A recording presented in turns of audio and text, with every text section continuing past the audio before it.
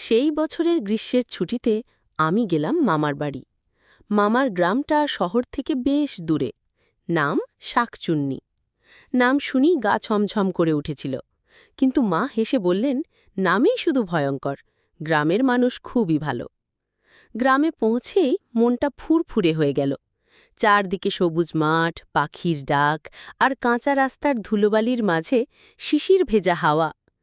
কিন্তু গ্রামের নামের মতোই কিছু একটা যেন গোপনে নজর রাখছে, এমন অদ্ভুত অনুভূতি হচ্ছিল। প্রথম রাতেই ঘটল অদ্ভুত এক কাণ্ড। মামার বাড়িটা একটু পুরনো ধাঁচের, কাঠের জানালা, টিনের ছাদ আর বড় একটা উঠোন। রাত 10টার দিকে সবাই ঘুমিয়ে পড়লেও আমি ঘুমাতে পারছিলাম না। হঠাৎ শুনি বাড়ির পেছনের বাঁশঝাড় থেকে এক মেয়ের হাসির আওয়াজ আসছে, খিক খিক খিক। আমি ভয় পেয়ে জানালা দিয়ে উঁকি দিলাম। দেখলাম একটা সাদা শাড়ি পরা মেয়ে দাঁড়িয়ে আছে, চুল খোলা, চোখ দুটো লালচে আর পা দুটো উল্টো।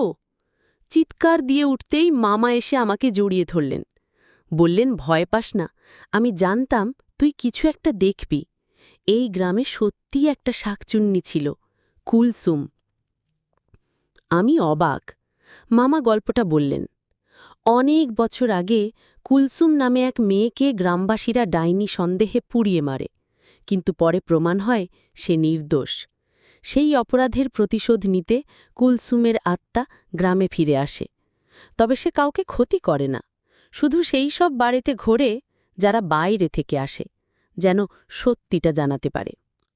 মামা বললেন, তুই সাহসী, কুলসুম তোকে কিছু বলেনি মানে তুই তার শত্রু না।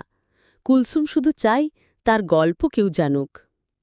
পরদিন সকালে আমি গ্রামের মাঠে গিয়ে কুলসুমের পুরনো বাড়ি দেখলাম। এখন ধ্বংসস্তূপ, কিন্তু তার দরজার সামনে মাটি দিয়ে আঁকা ছিল একটাই শব্দ, সত্যি। আমি ঠিক করলাম, আমি কুলসুমের গল্প লিখে সবাইকে জানাব। গ্রামের নাম হয়তো শাকচুন্নি, কিন্তু তার ভেতরে আছে এক নারীর অন্যায়ভাবে মারার ইতিহাস। আমি শহরে ফিরে এসে পুরো ঘটনা লিখে ফেললাম।